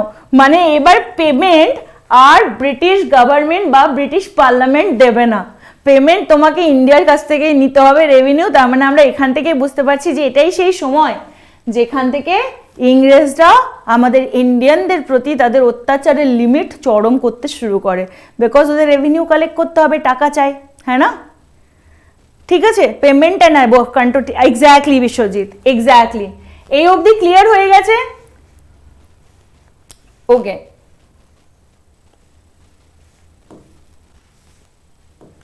চলো এই অবধি ক্লিয়ার হয়ে গেছে। এইবার চার্টার্ড অ্যাক্টের সেকেন্ড আসবে, কবে আসবে আমার এখানেই একবার বলে দেওয়া উচিত ছিল। এখানে যেহেতু 20 বছরের কথা বলাই রয়েছে, তাহলে নেক্সট চার্টার্ড অ্যাক্ট কত আসবে, যখন 20 বছর অ্যাড হলো এর সঙ্গে 1813। 1813 is the time, 1813 is the time যখন চার্টার অ্যাক্ট, আরেকটা চার্টার অ্যাক্ট, কটা চার্টার অ্যাক্ট আছে, 4টে চার্টার অ্যাক্ট আছে। চার্টার অ্যাক্টের প্রথম 1793, সেকেন্ড ইজ 1813, 1813। এই চার্টার অ্যাক্টে কি কি ঘটনা ঘটলো এইটা এবার আমাদেরকে দেখতে হবে। ঠিক আছে, প্রথম কথা, চার্টার অ্যাক্টে সবার আগে যেটা করলো তারা ওই যে একক ব্যবসা করার ইউনিট বা যাকে আমরা বলছি monopoly for the east India company, মানে একমাত্র তুমি যদি ব্রিটিশ হও তাহলেই যে তুমি এতদিন ma'am are you on YouTube with Hindi classes? No बेटा, I am not on YouTube, but I will try. ठीक है मैम, এখন লোকাল বাংলা যেমন বলা হয় সেভাবে পড়ান এবং কমেন্টস একটু কম নজর দিন। আচ্ছা, আর কেমন লোকাল বাংলা পড়বো বাবু? আমি লোকাল বাংলায় তো বলছি নাকি না? শুভঙ্কর একটুখানি তুমি আমাকে ক্লিয়ার করে দাও, যা বলবে তাই হবে, কোনো প্রবলেম নেই। ঠিক আছে, দেখো কমেন্টস না পড়লে পরে তো আমিও বুঝতে পারবো না, তাই না? কমেন্টস তো পড়তেই হবে। এনিওয়ে চলো, মনোপলি কথা বললাম আমরা। মনোপলির আমি জানি বারবার এটাও একটা প্রবলেম, বারবার না কমেন্ট দেখলে পরে যে পড়ানোর খেইটা নষ্ট হয়ে যায়। এক্স্যাক্টলি, এটা সত্যি কথাই। বাট আজকে ফার্স্ট ডে, তাই না? ফার্স্ট ডে, সবাই আজকে উল্টো পাল্টা কেউ মানে হিন্দি মিডিয়াম থেকেও চলে আসতে পারে, they can come, this is why. হ্যাঁ চলো, মনোপলি ইআইসি মানে ইস্ট ইন্ডিয়া কোম্পানির এতদিন ছিল, কোথায় ছিল? ইন্ডিয়াতে ছিল। এবং এই মনোপলিটাকে কি করা হলো? এন্ড করা হলো। মানে কি, now any Britishers can come and they can make any trade or from India. মানে ইস্ট ইন্ডিয়া কোম্পানি, দেখো এই ধরো এটা হচ্ছে ইংল্যান্ড, ঠিক? ইংল্যান্ডে কারা রয়েছে? ব্রিটিশার্সরা, ব্রিটেন, এটা গ্রেট ব্রিটেনে, এখানে রয়েছে ব্রিটিশার্সরা। এবার এখানে এই একটা কোম্পানি রয়েছে, এখানে ইস্ট ইন্ডিয়া কোম্পানি রয়েছে, ঠিক আছে, ইস্ট ইন্ডিয়া কোম্পানি। তার মানে এইটা যদি পুরো ইংল্যান্ড হয়, তার মানে সব ইংল্যান্ডবাসীরাই তো কোম্পানির লোক নয়। এতদিন ছিল যে শুধুমাত্র এরাই ব্যবসা করতে পারবে ইন্ডিয়ার বুকে। এবার কি বলা হলো যে শুধু এরা না, এখান থেকেও লোক এসে ব্যবসা করতে পারে। শুধু একটা জায়গাতে এদেরকে হোল্ড রাখা হলো, সেটা কোথায় না? তো চা, ইন্ডিয়ার চা, টি, আর হচ্ছে আরেকটা south Asian country which is China. এই চায়না আর চা মনে থাকবে, চা চায়না, চা চায়না, চা চায়না, হ্যাঁ, চা চায়না, এই দুটোর ওপরই কেবলমাত্র মনোপলি থেকে গেল, বাকি সব জায়গাতে এটা এন্ড হয়ে গেল। তাহলে কিসে? টি আর যে চায়নার যে ট্রেড, তার উপরেই শুধুমাত্র ইস্ট ইন্ডিয়া কোম্পানির মনোপলি থাকলো, একক, তোমরা যেটা বলে একক বাণিজ্যের সুবিধা সেটা থাকলো, বাকি এটা চলে গেল। এবং এখানটায় একটা বড় ঘটনা ঘটে। এই সময় ব্রিটিশার্সরা ধীরে ধীরে বুঝতে পারে, কারণ এখন কি বেশি বেশি সংখ্যায় ব্রিটিশার্সরা ইন্ডিয়াতে ঢুকছে, এতদিন শুধু কোম্পানির লোকরা ঢুকছিল, এবার অন্য ব্রিটিশার্সরাও ঢুকতে শুরু করলো। তো স্বাভাবিকভাবে আমরা বুঝতে পারছি ইন্ডিয়া কিন্তু ওয়েস্টার্নাইজেশন হচ্ছে, ইন্ডিয়া এবার ওয়েস্টার্নাইজেশনে ঢুকছে, তাই তো? মানে ওয়েস্টার্ন কান্ট্রি, ব্রিটিশার্সরা এখানে ঢুকছে, ওয়েস্টার্নাইজেশন, হ্যাঁ, এখানটায় যখন ইন্ডিয়ারা ঢুকছে, ওয়েস্ট এখানে ঢুকছে, ব্রিটিশ করছে, তো ইন্ডিয়ার ওয়েস্টার্নাইজেশন ঘটছে। এবার ইন্ডিয়ান ওয়েস্টার্নাইজেশন ঘটছে কিভাবে? Not only about the administration, even in education, তাই না? পড়াশোনা শেখাতে হবে তো বেশি মাত্রায় লোককে শিক্ষিত করতে হবে, তাই জন্য ওয়েস্টার্নাইজেশন করা হলো এডুকেশনকে। আর এডুকেশন ওয়েস্টার্নাইজেশনের সঙ্গে সঙ্গে ভারতে পদার্পণ ঘটলো কি? খ্রিশ্চিয়ানস মিশনারিজ, মানে এইবার বিভিন্ন মিশনারিরা ভারতবর্ষে ধর্মকথা, ঠিক আছে, ধর্মকথা, কোন ধর্মকথা না? তো খ্রিস্ট রিলেটেড ধর্মকথা প্রচারের জন্য খ্রিশ্চান মিশনারিজরা আসতে শুরু করলো, ঠিক আছে, খ্রিশ্চান মিশনারিজরা এখানে আসতে শুরু করলো।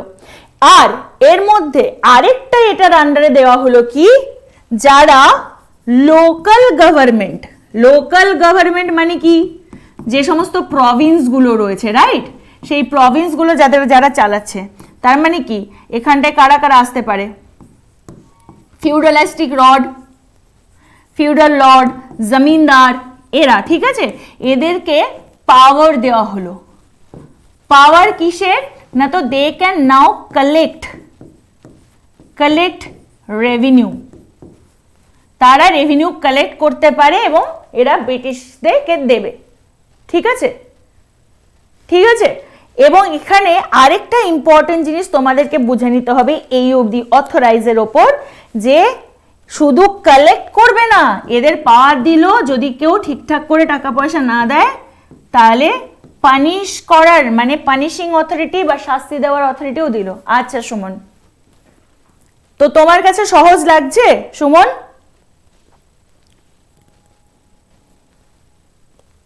সব ক্লাস হবে বাবু, সব ক্লাস হবে। আজকে তো প্রথম দিন, আজকে তোমাদের ইংলিশ হয়েছে না? ইংলিশ সকালে হয়ে গেছে না? সবাই করেছো English class? How is the class? ভালো লেগেছে প্রত্যেকের? অল ক্লাসের টাইম টেবিলটা ঠিক করে দিও, 100% ঠিক করে দেবে সব ক্লাস। এই ক্লাস বোঝা যাচ্ছে? আচ্ছা ঠিক আছে। So this is the chartered act 1833। আর এখানে মনোপলি শেষ হলো, চার্টার্ড অ্যাক্ট কি এর নিয়মে চলবে? 20 বছরের নিয়মে চলবে। তাহলে নেক্সট যে চার্টার্ড অ্যাক্টটা আসবে সেটা কোথায় আসবে? নেক্সট চার্টার্ড অ্যাক্ট আসবে চার্টার অ্যাক্ট 1813, সাথে 20 যোগ করলে 1833। মনে থাকবে তো সবার? খুব সহজ, তাই না? 1813 সাথে 20 যোগ করলে 1833। ভেরি ইম্পর্টেন্ট, কারণ কি এই চার্টার্ড অ্যাক্ট 1833 এর আগে যত অ্যাক্ট তৈরি হতো না তার নাম ছিল রেগুলেশন। তার নাম ছিল কি? রেগুলেশন।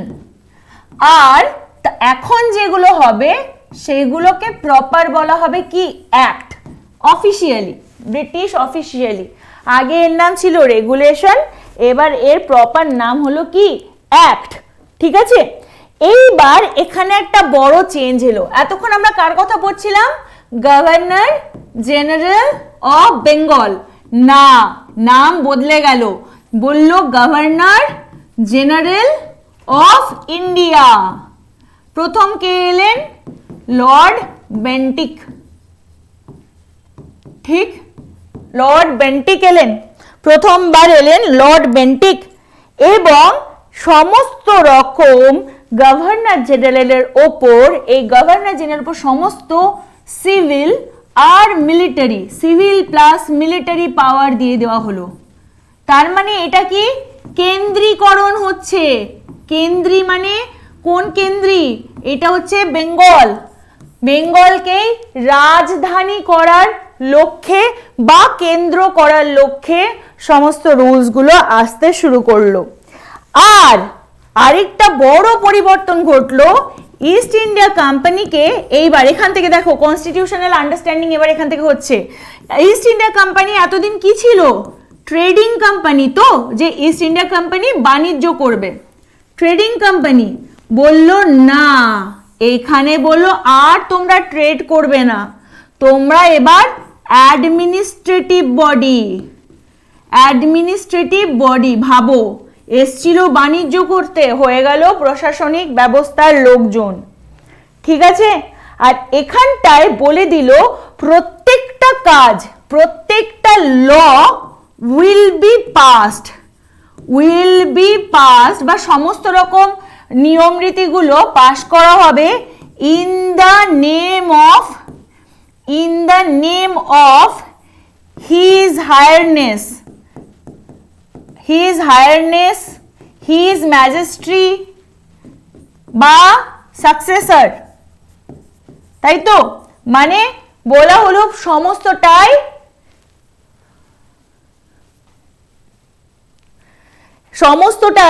কি করা হলো না, তো সবটাই দেখা হলো যে অ্যাডমিনিস্ট্রেটিভ বডি হিসাবে সমস্ত রকম ল, সমস্ত রকম অ্যাক্ট, এগুলো সব পাস হবে ক্রাউনের নামে, মানে ব্রিটিশ রাজ পরিবারের যিনি হেড, যে রাজা, সে ব্রিটিশ ক্রাউনের নামে সমস্ত লগুলো পাস হবে। তোমরা জানো যেরকম ধরো এখনকার দিনে কোনো যদি ফাইনাল কোনো ইয়ে হয়, তাহলে ধরো in the name of his, যেটা প্রাইম মিনিস্টার হাতে থাকে, চিফ মিনিস্টার হাতে থাকে, অন্যরা ওটা করে লাস্টে ওনার সইটা রাখে, তাই না?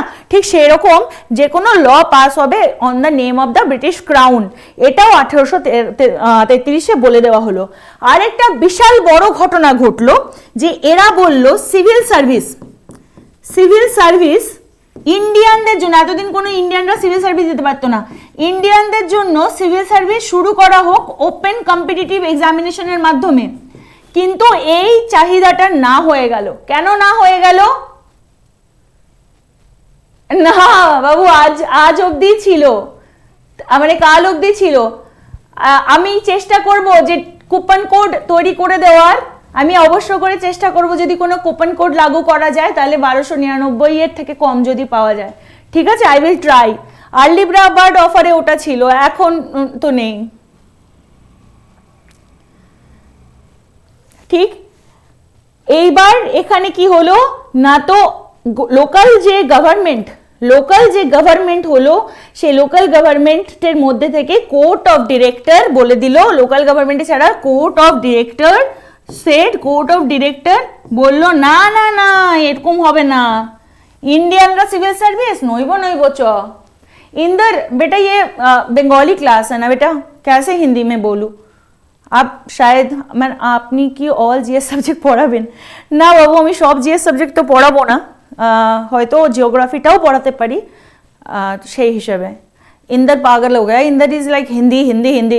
बेटा हिंदी क्लास है ही नहीं, कैसे हिंदी पढ़ाए बताओ? यहाँ पे सारे बंगाली बच्चे बंगाली क्लास देकर जुड़े हैं ना। आपको सिर्फ राकेश सर की वीडियो हिंदी में मिलेगी, मैथमेटिक्स, एडवांस मैथमेटिक्स का एंड अरिथमेटिक का, बाकी जो कोर्सेस है, देखो ये कोर्स जो है एसएससी सीजीएल का, ये कोर्स जो है वो बंगाली में भी मिलेगा आपको, और उसके साथ ये कोर्स आपको मिलेगा हिंदी में इन राकेश सर। और ये सिर्फ जो जीएस सब्जेक्ट है बंगाली कोर्सेस सारे बंगाली में। টাকার কত কাল অবধি ছিল, এখন আর নেই, 30 তারিখ অবধি ছিল, আর্লি বার্ড অফার ছিল, আজকে নেই। চলো এই অবধি ক্লিয়ার হয়ে গেছে তোমাদের? এই অবধি ক্লিয়ার হয়েছে যে এখানটায় কিভাবে কত মানে কতগুলো চার্টার্ড অ্যাক্ট, এবার লাস্ট চার্টার্ড অ্যাক্ট, ঠিক আছে? সাগর বারবার জিজ্ঞেস করছে, সাগর আমি বলে দিয়েছি তো, এখন তো নেই, এখন নেই। এবার লাস্ট আমরা পড়বো আরো 20 বছর অ্যাড করব, আরো 20 বছর অ্যাড করলে কত পাবো? 1853। and this is the last chartered act, এটাই লাস্ট চার্টার্ড অ্যাক্ট, ঠিক আছে? সাগর বেটা স্প্যাম করো না, ঠিক আছে? করো না। আচ্ছা লক্ষ্মী এসে গেছে, ম্যাম কেপি ব্যাচে সব সাবজেক্ট কেন নাই? কেপি ব্যাচে সব সাবজেক্ট থাকবে কি করে? কেপিতে যেগুলো রয়েছে সেটাই তো না। সাগর বারবার না স্প্যাম করলে পরে বাকিদের কমেন্টগুলো আমি মিস করে যাব, জরুরি কমেন্ট। সাগর 30 নভেম্বর অবধি, 30 নভেম্বর অবধি 999 টাকা ছিল, এখন আর নেই। পরবর্তীতে কোনো একটা যদি কুপন কোড নতুন কোনো থাকে তার জন্য ওয়েট করতে হবে 999 টাকায়, ঠিক আছে?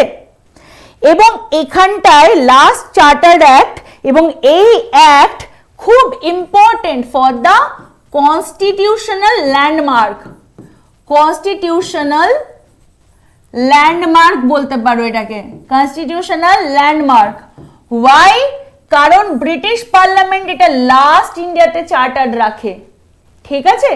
এটা লাস্ট চার্টার্ড রাখে। রাকেশ স্যার না রত্নাকর স্যার ম্যাথের ভিডিও দেখবো, both Rahul, both the video will be there. Ratnakar স্যারের তুমি বাংলায় পাবে, রাকেশ স্যারের হিন্দিতে পাবে, ঠিক আছে? তাহলে পরে কিনে ফেলো সাগর, যদি তাই থাকে তাহলে ওয়েট করছো কেন? কিনে ফেলো, কিনে ফেলো। যদি এখনো থেকে থাকে তাহলে ওয়েট করো না, কিনে ফেলো, ঠিক আছে? নাও সেকেন্ড জিনিস এখানে আরেকটা দেখবো, যে এখানে আরেকটা ম্যাম মেসেজ করলে লাইভ ক্লাস অফ হয়ে যায়, হ্যাঁ আচ্ছা। তো এইখানটা আরেকটা ইম্পর্টেন্ট জিনিস আমাদের দেখতে হবে, যে আরেকটা কি করলো এরা, গভর্নর জেনারেলের যে কাউন্সিল সেখানে দুটো ডিভিশন করে দিল। Now the separation of legislation, legislation মানে কি? যারা ল তৈরি করবে, আর এক্সিকিউটিভ, আর এক্সিকিউটিভ মানে যারা লকে এক্সিকিউট করবে। এক্সিকিউট মানে কি? যে লকে সবার সামনে তুলে ধরবে, তাই না? বা তাকে ব্যবস্থা অনুযায়ী তার ব্যবস্থা করাবে, এইটা যেটা করবে সেটা এক্সিকিউটিভের কাজ। এই দুটো ফাংশন 1853-তে আলাদা করে দিল। ওকে, তুমি যে কোনো একটা দেখো রাহুল এনি অফ দেম, আর তুমি বাংলাটা চাইলে বাংলাটা দেখো, রাকেশ স্যারটা চাইলে শুধু রাকেশ স্যারটা দেখো, ঠিক আছে? এটা তোমার ব্যাপার। নাও এখানে আরেকটা জিনিস আমরা দেখব, যে এখানটায় নতুন মেম্বার আসলো, ঠিক আছে?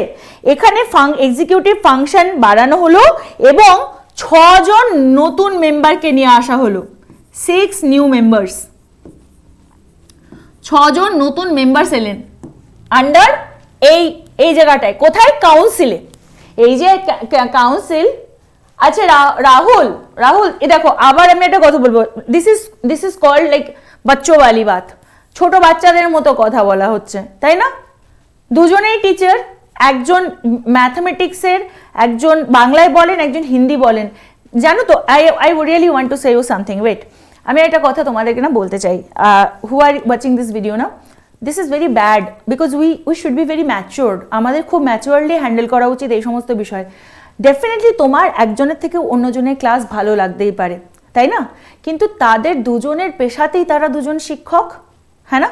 তুমি দুজনের জন্যই যখন শিক্ষক, সেই ক্ষেত্রে তোমাকে এই জিনিসটা মাথায় রাখতে হবে যে আমি একজন টিচারের জন্য বলছি, আলটিমেটলি তিনি তো তোমার শিক্ষক, তাই না? তোমার থেকে অভিজ্ঞতা, তোমার থেকে কাজকর্ম, তোমার থেকে মানে সাবজেক্টিভ আন্ডারস্ট্যান্ডিং দুজনেরই বেশি।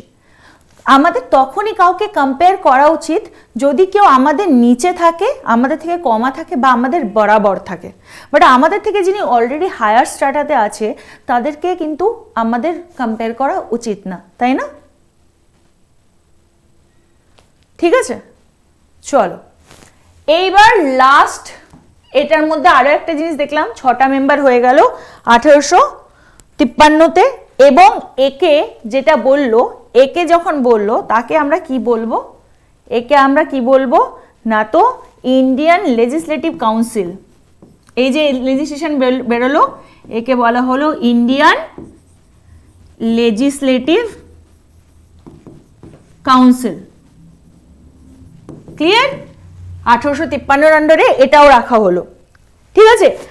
আর আরেকটা ইম্পর্টেন্ট দেওয়া হলো যে এখানটায় সমস্ত ব্যাপারে ডাইরেক্টলি এটাকে ডাইরেক্টলি কি করা হলো না তো একদম পিছিয়ে নিয়ে আসা হলো ব্রিটিশ ক্রাউনের হাতে। এইবার ব্রিটিশ ক্রাউন কিন্তু নামে অনামে ইন্ডিয়ার রুল নিল। যেখানে এতদিন কারা ছিল? কোম্পানি লিখিত অলিখিত ভাবে ছিল।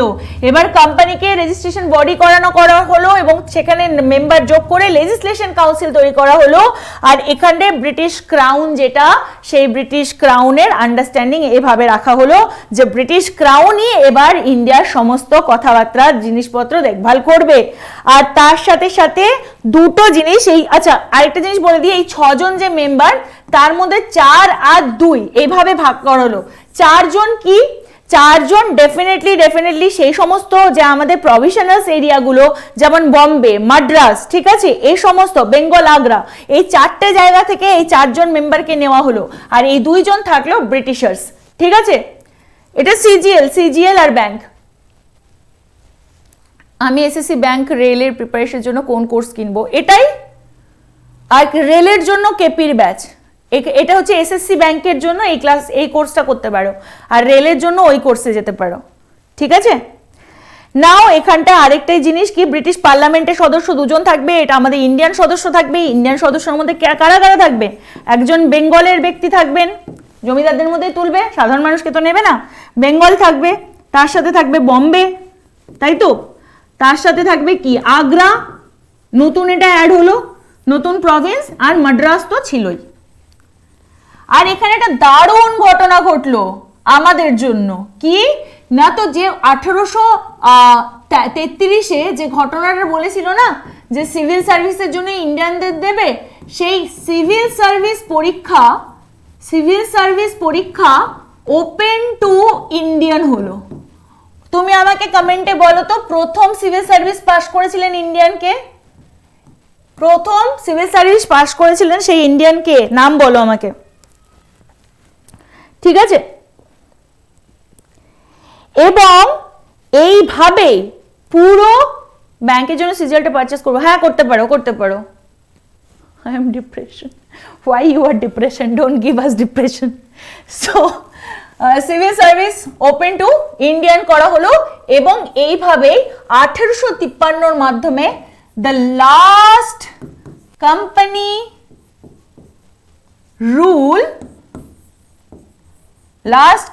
রুল শেষ হলো, খতম হো গয়া। এইবার কি হবে? S Bandyopadhyay, smart, no not S Bandyopadhyay, no S Bandyopadhyay, you have to make you understand. Tagore পরিবারের কেউ, ঠাকুর পরিবারের কেউ প্রথম সিভিল সার্ভেন্ট হয়েছিলেন, ঠিক আছে। শেষ হলো। এবার আগামীকালের বিষয় আমাদের কি থাকবে? ক্রাউন রুল শুরু হলো 1858 থেকে। সত্যেন্দ্রনাথ ঠাকুর ট্যাগর, হ্যাঁ না, সত্যেন্দ্রনাথ ট্যাগর। আরে ভাই কি কর প্রশ্ন, সব কটা সাবজেক্ট থাকবে বাবা। বাঙালিদের আমি জানি সমস্যা, তাই জন্য প্রাইস কম করে রাখা হয়েছে, 999 টাকা এই জন্য কম করে রাখা হয়েছে। ম্যাম কেপি ব্যাচের ম্যাথ ইংলিশটা কি বেসিক থেকে? হ্যাঁ আচ্ছা শোনো, এটা কেপি ব্যাচ, আগে এটা বলো, এটা কেপি ব্যাচ? কোন ব্যাচ এটা? এসএসসি সিজিএল এর ব্যাচ না? সো আমরা এসএসসি সিজিএল নিয়ে কথা বলবো। ওই হলো ওই হলো এই ওই হলোটা পেপারে লিখো, পেপারে যখন অপশন থাকবে লিখে দেবে ওই হলো। হ্যাঁ অপশন 4টে থাকবে, 4টে কাছাকাছি নাম থাকবে, বলে আরে ওই হলো। সো আমরা আগামী কালকে পড়বো এটা, আগামী কালকে থেকে আমরা আর সেকেন্ড ডিভিশনটা করব। This is how the history of constitution go on and on and on. Now shoot questions. এই অবধি পড়ানো ছিল, আশা করি সবার কাছে ক্লিয়ার হয়ে গেছে। কারো কাছে কোনো যদি টপিকে কোনো প্রশ্ন থাকে, এখনো অবধি সবটা বোঝা গেছে? সবাইকে বলছি, সবাই যারা যারা দেখছে, সবটা বোঝা গেছে ক্লিয়ারলি? হ্যাঁ আজ এতটাই থাকবে, এতটাই থাকবে পিনাক, ডেফিনেটলি এতটাই থাকবে।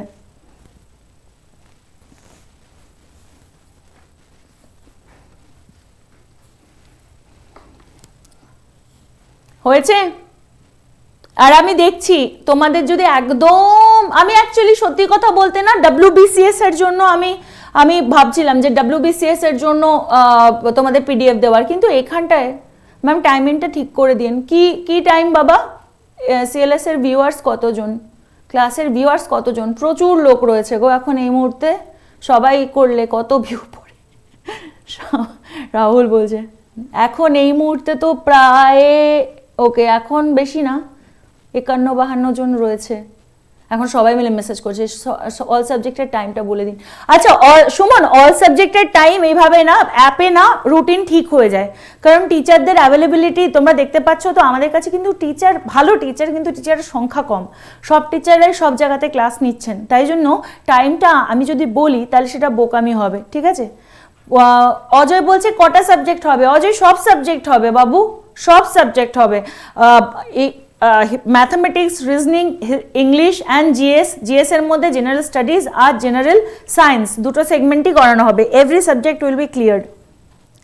স্ট্যাটিস্টিক্সের পোর্শনটা স্যারের অ্যাডভান্স বা ওই জায়গা থেকে ক্লিয়ার করতে হবে, আর তার সাথে মক টেস্ট থাকবে which is free for you, আর তার সাথে তোমাদের রাকেশ যাদব স্যারের ভিডিও দিয়ে দেওয়া হয়েছে, ঠিক আছে?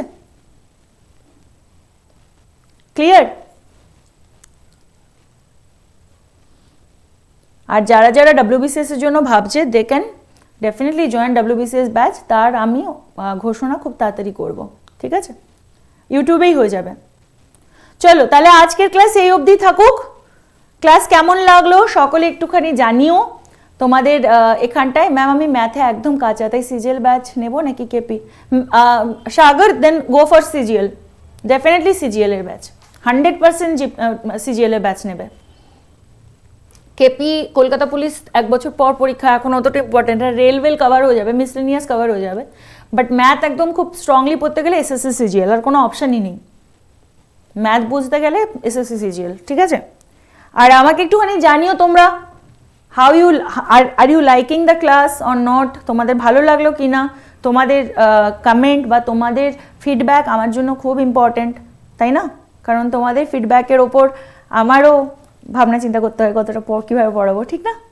চলো তাহলে এখন এই অবধি, ভালো থেকো, সুস্থ থেকো। আর কারো কিছু বলা থাকলে 1 মিনিট বলতে পারো। ভ্যালিডিটি ইনক্রিজ করুন, 1 বছর তো বাবু, 1 বছর রয়েছেই।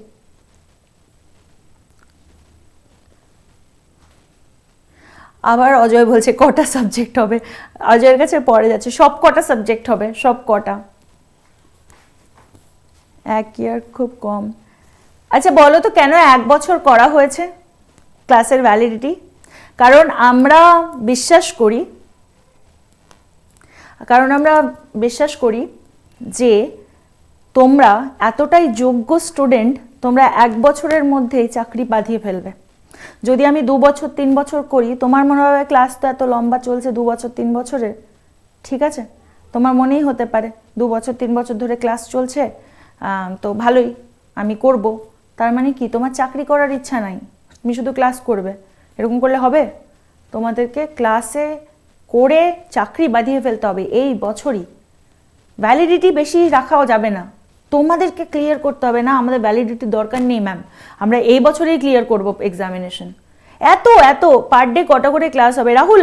পার ডে অ্যাটলিস্ট মেন ভিডিওটা একবার দেখে নিও, 2টো এখন শুরুতে হচ্ছে, তারপরে 3টে, তারপর 4টে করেও হতে পারে। ম্যাথে বেসিক থাকবে, হ্যাঁ একদম বেসিক, 100% পড়ানোর সময় ইম্পর্টেন্ট কোয়েশ্চেন বলে দিবে।